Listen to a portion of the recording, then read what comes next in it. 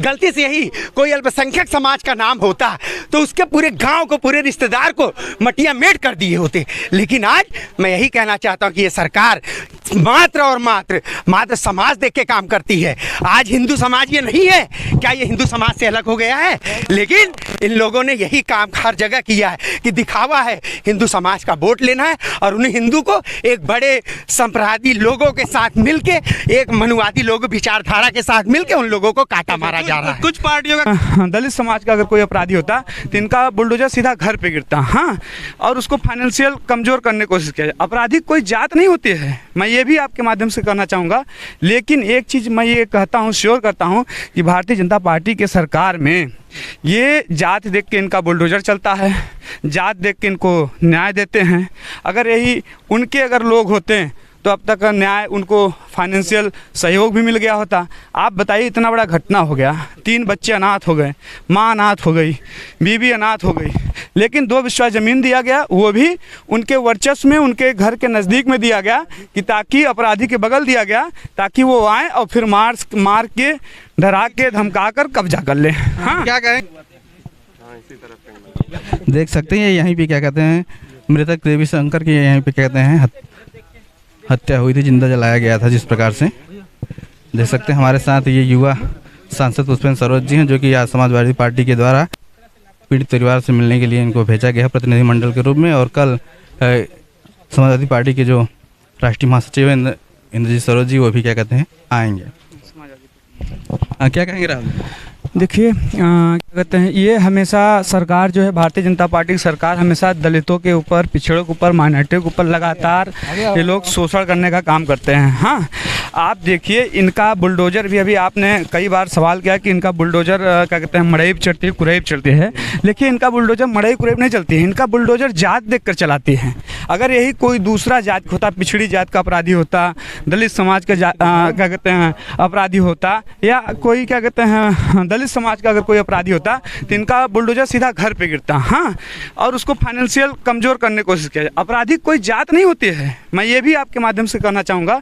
लेकिन एक चीज़ मैं ये कहता हूँ, श्योर करता हूँ कि भारतीय जनता पार्टी के सरकार में ये जात देख के इनका बुलडोजर चलता है, जात देख के इनको न्याय देते हैं।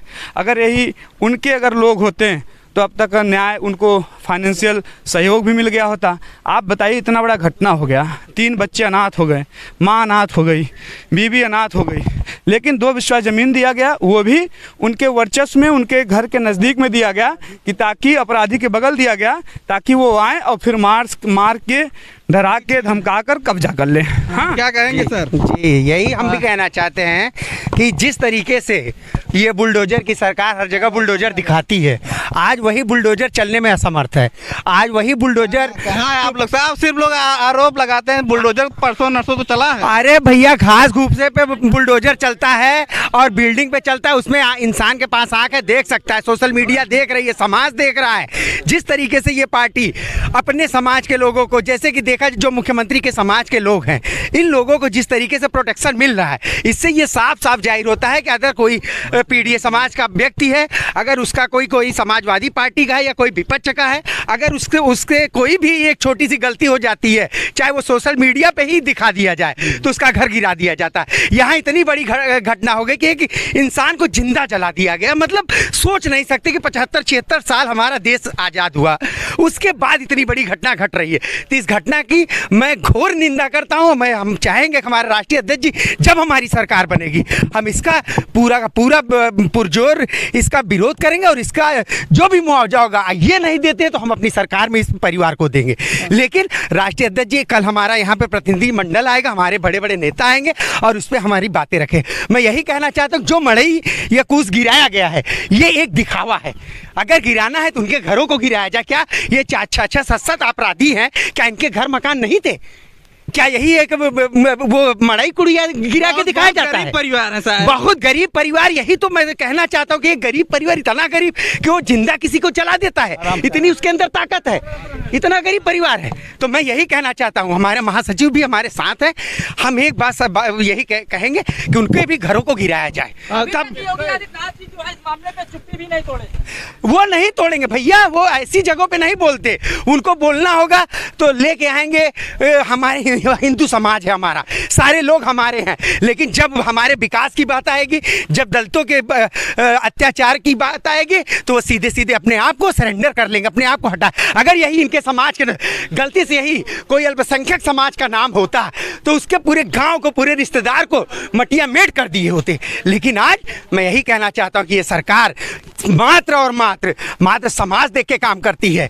आज हिंदू समाज ये नहीं है, क्या ये हिंदू समाज से अलग हो गया है? लेकिन इन लोगों ने यही काम हर जगह किया है कि दिखावा है, हिंदू समाज का वोट लेना है और उन्हें हिंदू को एक बड़े संप्रदायी लोगों के साथ मिलके, एक मनुवादी लोग विचारधारा के साथ मिलके उन लोगों को काटा मारा जा रहा है। कुछ पार्टियों का कहना है सचिव जी की समाजवादी पार्टी इस मामले पर सिर्फ राजनीति कर रही है। ऐसा कुछ नहीं है, समाजवादी पार्टी कोई राजनीति नहीं कर रही है। समाजवादी पार्टी पूरे 90% जनसंख्या की पीडीए समाज का साथ दे रही है।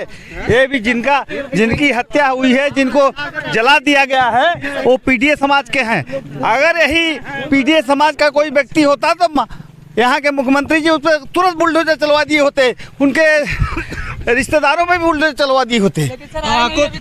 कुछ लोग पीडीए का मतलब पर्सनल डेवलपमेंट अखिलेश कर रहे हैं, उसको क्या कहेंगे? ऐसा कुछ नहीं है, मतलब कोई पर्सनल डेवलपमेंट नहीं है। जो कह रहे हैं ना, वो उनको घूंटी पिलाई गई है, वो उसी की राजनीति करते हैं, उनको झूठ बोलने वाले लोग हैं, ठीक है ना। अरे सब आ रहे हैं, रोज आ रहे हैं, अक्कल प्रतिनिधिमंडल आ रहा है,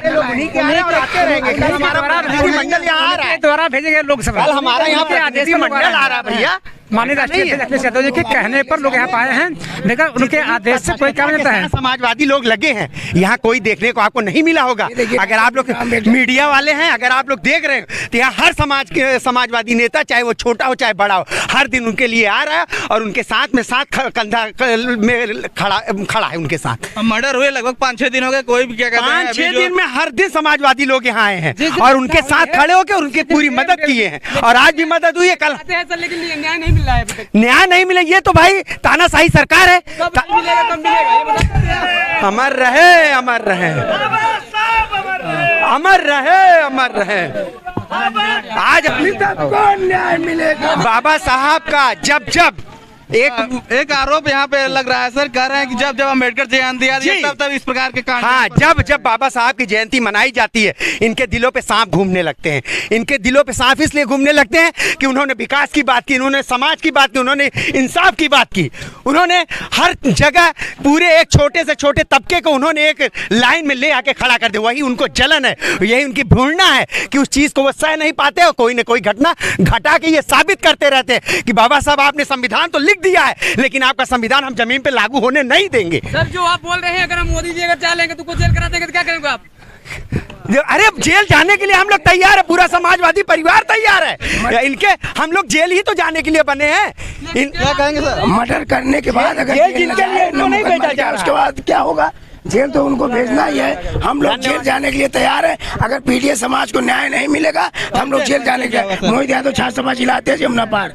देखिए, ये समाजवादी पार्टी के प्रतिनिधिमंडल के रूप में युवा सांसद पुष्पेंद्र सरोज जी आए हुए थे। हमने इनसे तमाम मुद्दों पर बातचीत की। आप लोग क्या प्रतिक्रिया है वीडियो कमेंट में हमें जरूर बताएं। चैनल पर नए, चैनल को सब्सक्राइब करके वीडियो को लाइक करके अधिक से अधिक शेयर करें। धन्यवाद।